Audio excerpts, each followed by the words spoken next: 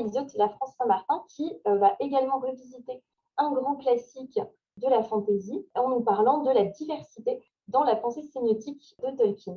Donc, je me permets de me présenter Laura Iseut, La France Saint-Martin en quelques mots, qui est doctorante en sémiologie à l'Université du Québec à Montréal, ainsi que boursière du Fonds de recherche du Québec Société et Culture, et également chargée de cours à la faculté de communication. Sa thèse porte sur la théorie sémiotique de Tolkien. Elle travaille également comme assistante de recherche pour la chaire de recherche du Canada sur les données massives et la communauté de joueurs. Et elle est membre active de 2 groupes de recherche, Homo Ludens, donc sur le jeu et la communication, et GRISC, donc l'acronyme GRISQ, sur l'information et la surveillance au quotidien. Nous allons tout de suite vous écouter.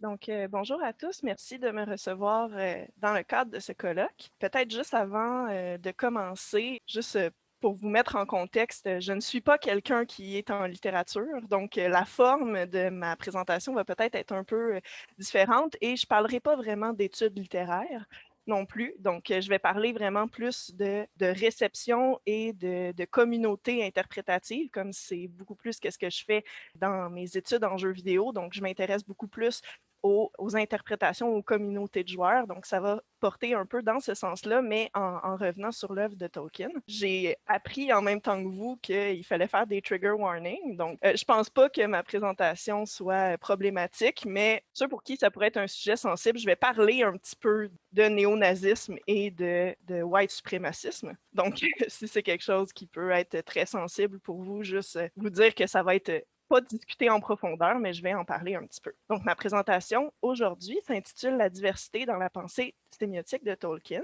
Donc, je propose, dans le cadre de ma présentation, de réfléchir un peu à la divergence qu'on a des interprétations de l'œuvre de Tolkien à la lumière de ses écrits sur les processus d'interprétation, donc à la lumière de ce qu'il dit de manière théorique sur les processus d'interprétation.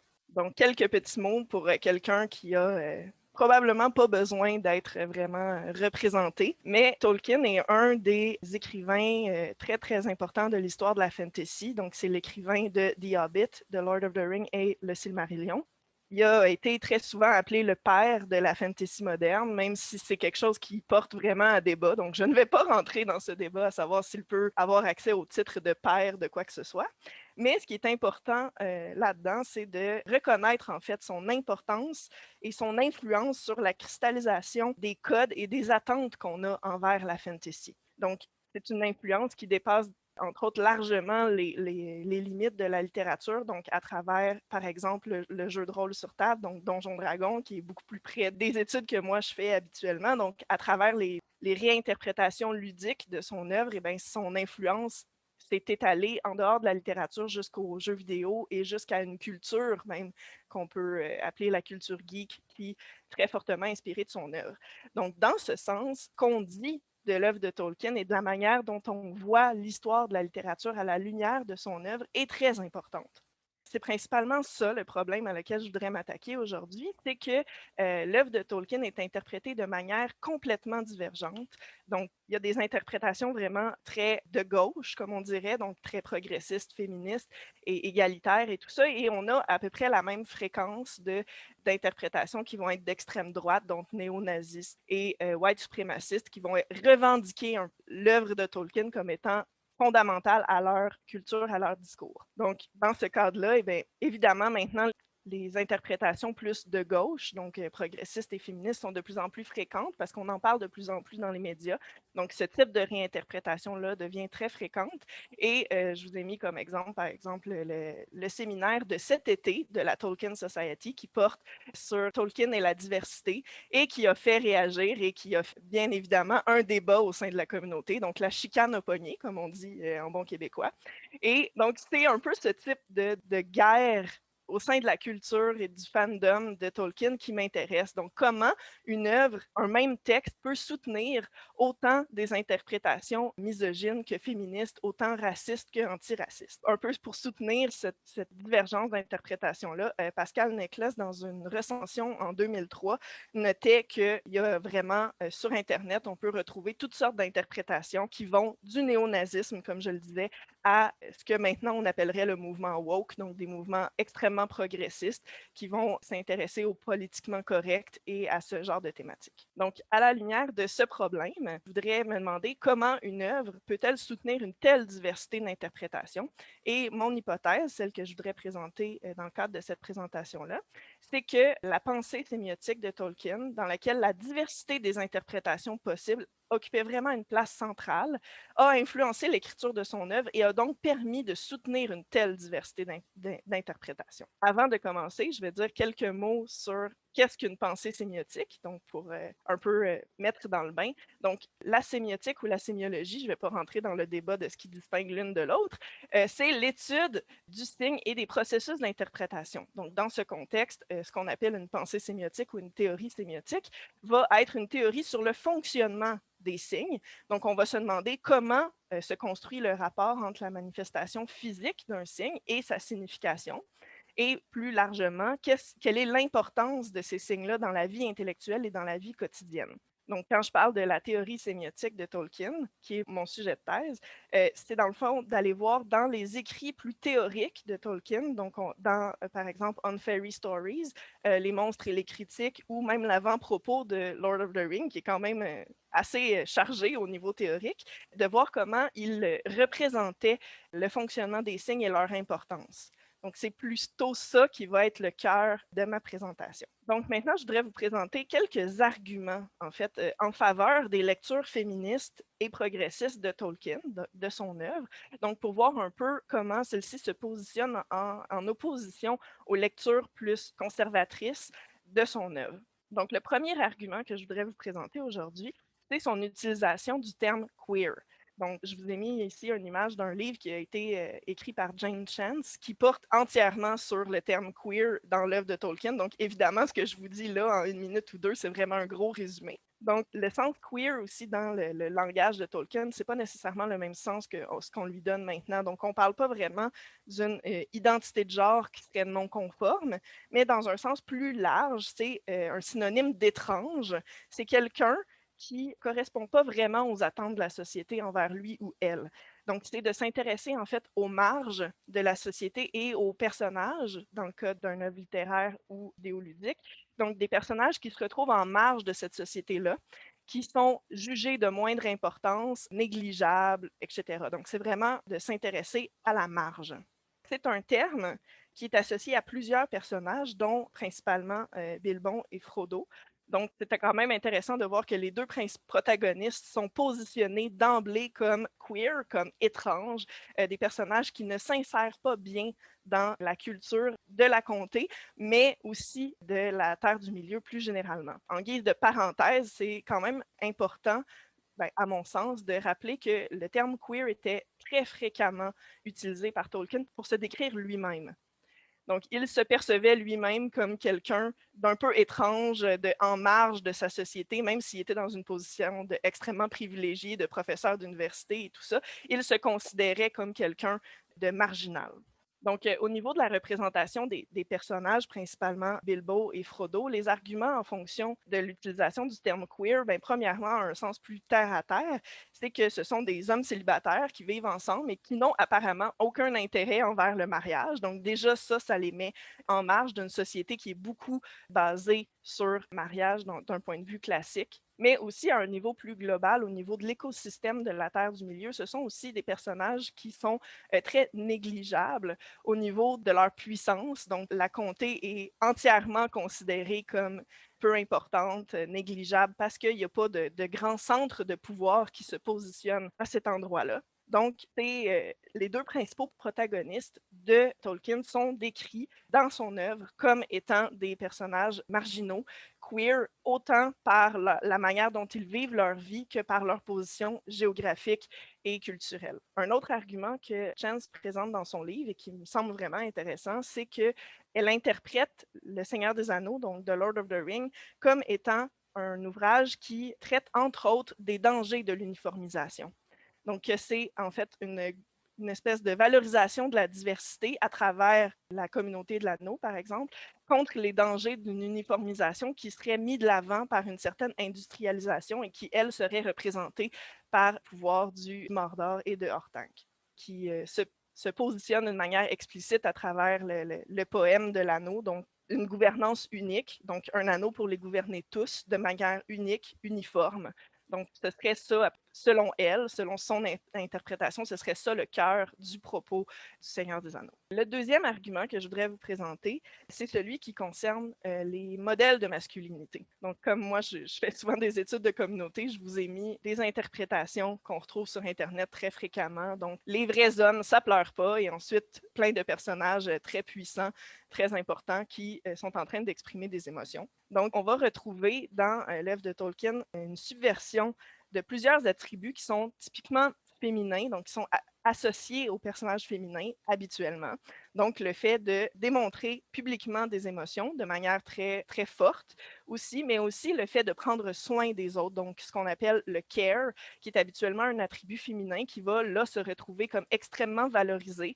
Des personnages masculins qui vont exprimer leur amour, leur attention, leur proximité d'une manière qui est habituelle, qui est non habituelle, disons, dans une société patriarcale. Dans le même ordre d'idées, il y a le fait que ce soit les personnages qui sont les moins typiquement masculins. Donc là, on parle vraiment d'un archétype masculin comme le grand guerrier surpuissant, le roi guerrier et tout ça. Donc, c'est justement les personnages qui sont petits, qui sont faibles, qui n'ont pas de puissance particulière, donc qui vont être capables, eux, de faire une plus grande différence, et que c'est justement cette différence-là, le fait qu'ils ne sont pas dans le grand modèle de ce qui est valorisé au sein de leur société, qui fait en sorte qu'ils sont capables de sauver, entre guillemets, le monde de sa fin. Donc, le fait de mettre en scène des personnages hobbits qui sont trop faibles, qui n'ont pas d'importance particulière au sein de l'écosystème politique, c'est une manière de subvertir un peu les modèles de masculinité, donc de présenter l'importance de divers modèles de personnages.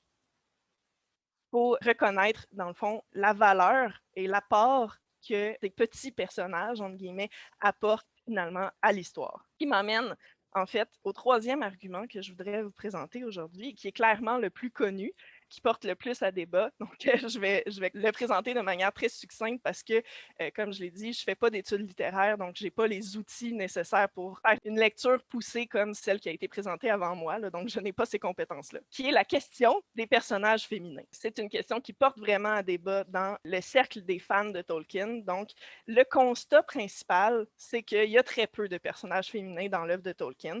Quand on compare au niveau d'un point de vue quantitatif, je ne pense pas qu'on peut débattre de ça. Oui, clairement, beaucoup moins de personnages féminins que de personnages masculins. Face à ce constat, il y a deux principaux arguments que je voudrais présenter. Premièrement, c'est la puissance de ces personnages féminins. Donc, peut-être qu'il n'y en a pas beaucoup, mais leur importance est quand même non négligeable. Donc, c'est sûr, on va penser premièrement à Éowyn et à Galadriel, qui sont des personnages féminins extrêmement puissants au sein de l'univers de la Terre du Milieu. Mais aussi, peut-être moins connu ou moins mis de l'avant, il y a le personnage de Lúthien, dont vous avez une image ici, qui est en fait la seule à avoir affronté directement Morgoth et à avoir gagné, entre guillemets. Elle n'a pas vraiment gagné, mais elle a quand même triomphé de ce combat-là.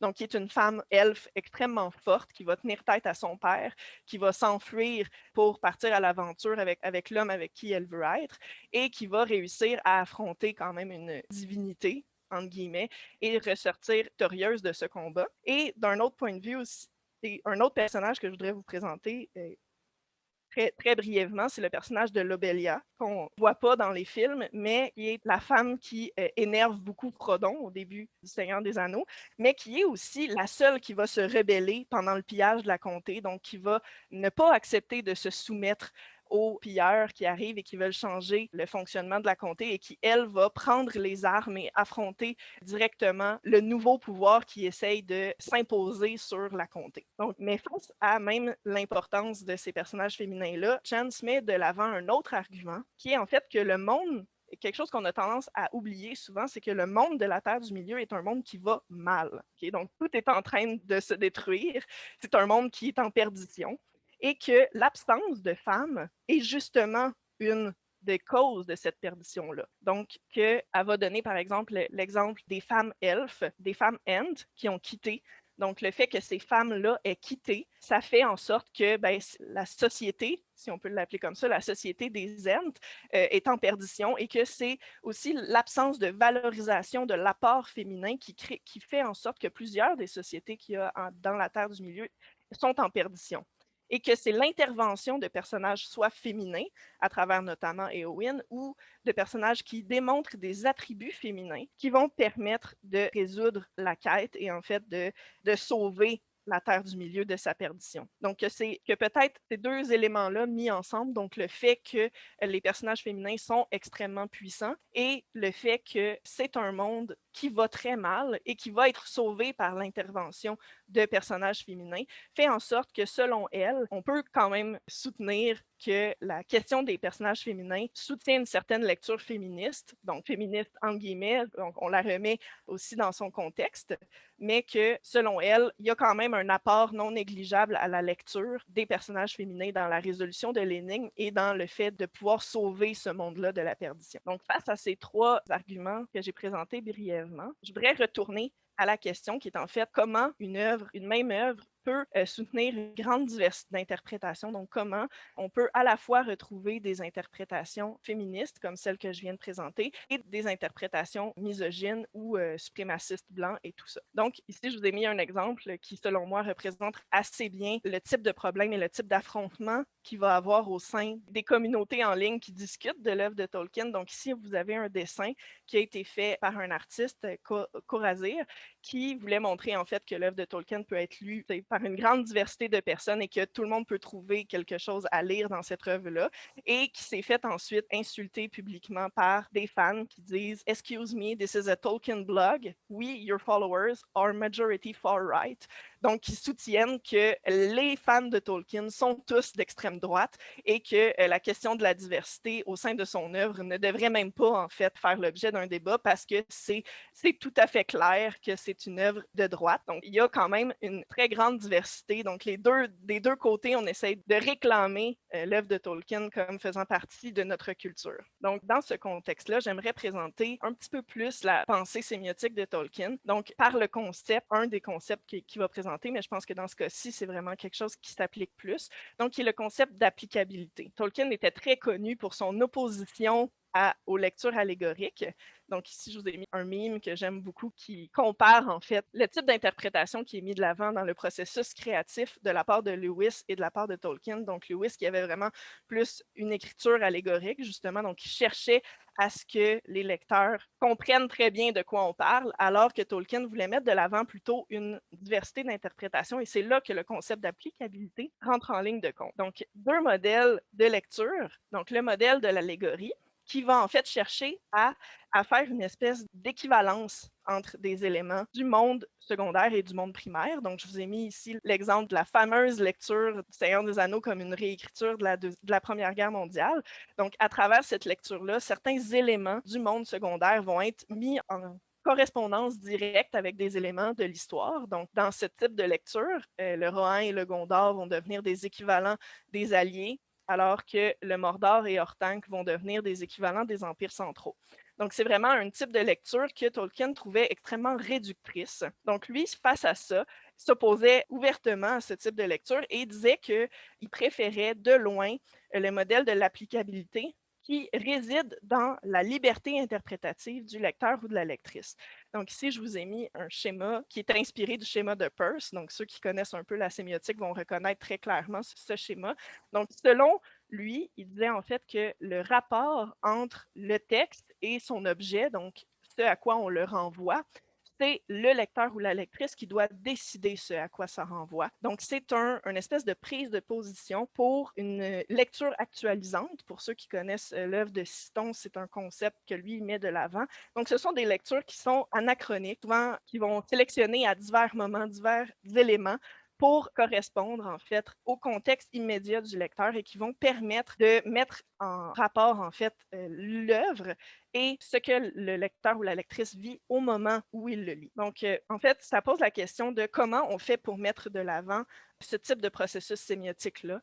Donc, selon moi, ce type de lecture est mis de l'avant par une sorte d'écriture qui permet et qui soutient la diversité des interprétations à travers, entre autres, la complexité de l'univers et le caractère affectif qui est beaucoup mis de l'avant, donc beaucoup d'émotions, beaucoup de manières pour le lecteur de se reconnaître dans les émotions des personnages et de mettre ça en lien avec ce que lui a vécu, ses propres défis. C'est aussi un refus d'une détermination du sens en amont de l'actualisation, donc refuser de déterminer le sens, de trop orienter le lecteur par certains commentaires, comme il le fait entre autres dans Le Hobbit et qui va regretter plus tard d'avoir fait, donc des petits commentaires dans la narration qui orientent la lecture trop clairement. Donc lui, il va plus tard revenir sur cette décision créative qu'il a fait et décider de ne plus le refaire, donc de laisser la liberté au lecteur, à la lectrice, de trouver lui-même le sens et la valeur au sein de sa vision du monde.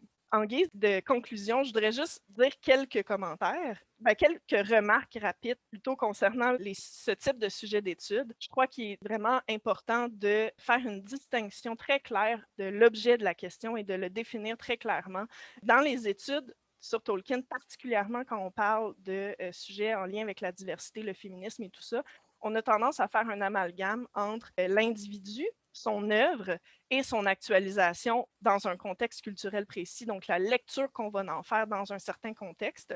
Et selon moi, cet amalgame-là contribue au fait qu'on a l'impression d'un peu répéter toujours les mêmes arguments et de jamais arriver en fait à une conclusion. On va avoir tendance à prendre des propos que Tolkien a dit ou a soutenus dans des lettres ou tout ça, comme si ça expliquait son œuvre et ses lectures potentielles. Donc, il a pris à plusieurs moments plus des prises de position antiracistes, quelque peu féministes, là, donc pas dans le sens du féminisme de troisième vague qu'on a en ce moment, mais quand même, à son époque, c'était considéré comme féministe. Et sa situation de minorité, donc au niveau autant religieux que sa naissance en Afrique, là, donc qui lui a quand même emmené une situation de minorité qui était quand même difficile à vivre au sein de son université. Mais ce type de propos ou de caractéristiques, selon moi, n'explique pas la diversité des interprétations parce qu'en fait, très peu de lecteurs vont chercher à faire des lectures biographiques, donc d'aller rechercher des éléments d'une œuvre et de le mettre en lien avec la vie de l'auteur. Donc, il faut aussi accepter que les ouvrages de Tolkien comme de toutes les autres sont des espaces d'expérience signifiantes.